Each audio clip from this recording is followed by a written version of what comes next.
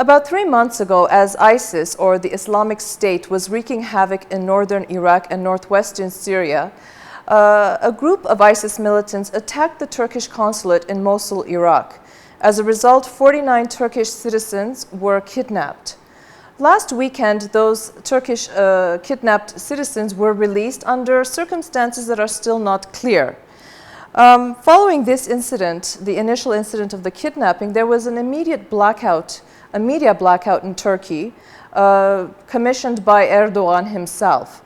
There could be several reasons why that media blackout was imposed. Perhaps it was because Erdogan didn't want Turkish citizens to know that they were unable to protect their citizens in Iraq. And perhaps it was because Turkey was all along, in fact, in collusion with ISIS, or the Islamic State.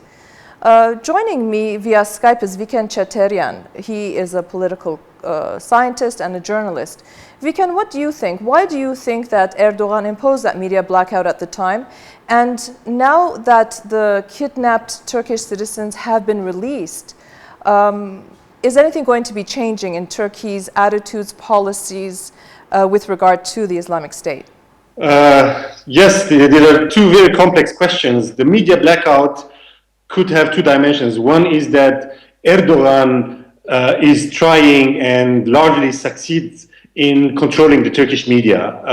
So this is not kind of an exceptional situation. Erdogan wants his message to pass through the media, and any independent, critical views are not tolerated. Second, Erdogan has very complex relation with jihadist groups in Syria and in Iraq, including with ISIS.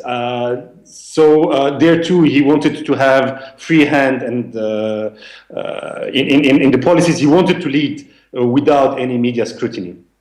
And now that the 49 kidnapped embassy employees, 46 of them Turkish citizens and 3 Iraqi citizens, were released, one of the major kind of justifications for Erdogan not joining the US-led anti-ISIS coalition has fallen, but I don't think there will be a major shift in Turkish policies, because Turkish policies towards Syria and Iraq were not conditioned only by the kidnapped embassy team. Right.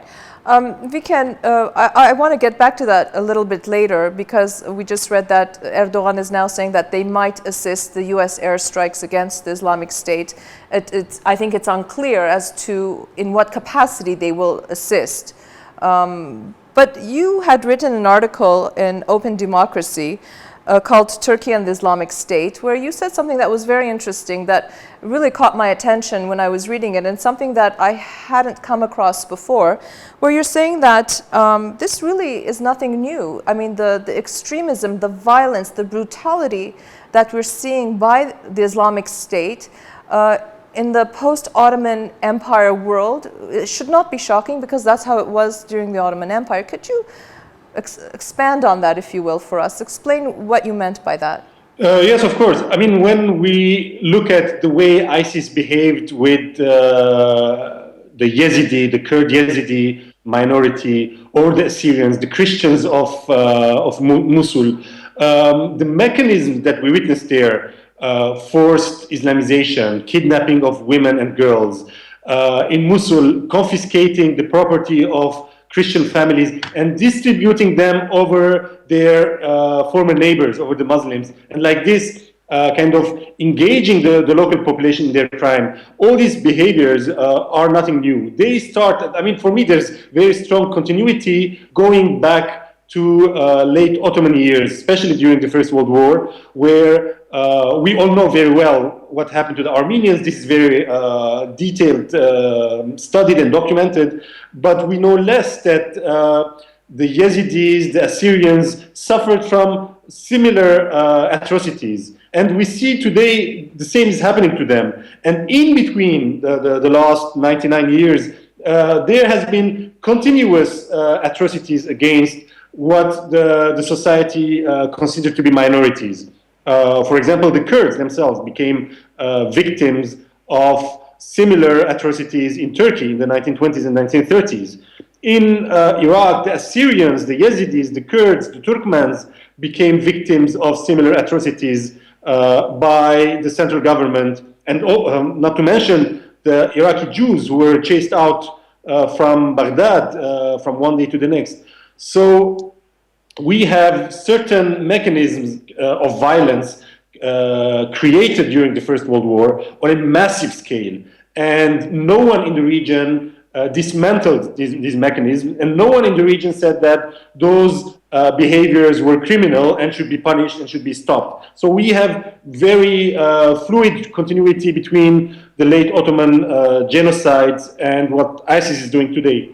Yeah, certainly. In an atmosphere of impunity, these crimes keep repeating themselves. I must say that when we were watching the images and seeing the photographs of the Yazidis that were trapped on Mount Sinjar, it was really, really reminiscent of what we have read and what we have heard from our own grandparents of what took place during the Armenian genocide. And so it really was a continuation. And perhaps also we're living in a different media age, in an internet age where information comes to us very, very quickly, where 100 years ago we didn't have that kind of information flow. And perhaps the violence that we were seeing really wasn't special because it was the same violence that was occurring 100 years ago. Yes, I want to add something here. I mean, this is not only preserved in the memory of victim groups.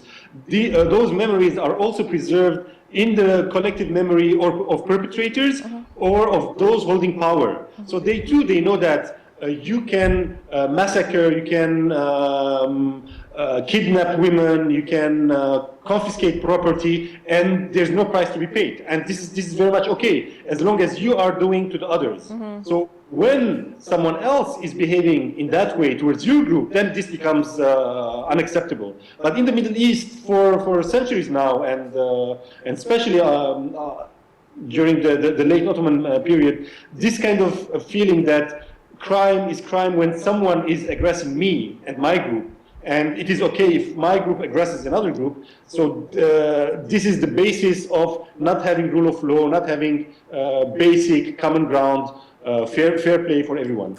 Vicken, just as a final question, in the last decade, Turkey had been positioning itself, or perhaps even longer than that, as a regional power. Its relations with its neighboring countries was on a track of more conciliation. But now that we see that he has almost alienated himself from all of his neighbors, and his position and his collusion with the Islamic State, his refusal to join the US-led coalition with the other Arab countries to help eradicate the expansion of the Islamic State in the Middle East, how is this going to fare for Turkey in the coming months and years? I think there's a new polarization taking place in the region, especially with the US intervention militarily in Iraq and Syria. And Turkey is very ambiguous towards this, because Turkey sees that its competitors, Iran, the Bashar regime, the Shiites in power in Iraq, they will profit from this intervention, just like in 2003 when the US invaded Iraq. So as a result, Turkey is very ambiguous towards this, and it is trying to negotiate with Washington to get a certain price for its support of the coalition. And this price will be intervention, direct Turkish intervention in Syria at least. It will be a price it demands, also including the Syrian regime in American hit list and so on. So Turkey is trying to find its place in this new reality. And it's also interesting to see that in case we compare the current US intervention in the region with 2003, the US is much weakened, its authority is not taken very serious in the region, and its intervention will have only limited influence in hitting ISIS targets. Vicken Cheterian, thank you very much for this fascinating interview. I'm sure that we will be speaking with you again as the continuing crisis in the Middle East reaches across the world, and hopefully we will be able to bring some more information and knowledge to our viewers. So thank you for joining us. Thank you for having me. I'd like to remind our viewers that my guest was Vicken Cheterian. He is a journalist and a political analyst. Stay with CivilNet.